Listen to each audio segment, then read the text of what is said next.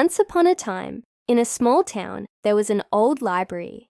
Everyone said it was haunted because at night, people heard whispers and saw lights moving inside. One day, a curious boy named Sam decided to go inside with his flashlight. The doors creaked, the air was cold, and shadows danced on the walls. Suddenly, bang! A book fell from the top shelf. Sam jumped but picked it up bravely. The book opened by itself, and glowing letters appeared. I am the guardian of knowledge.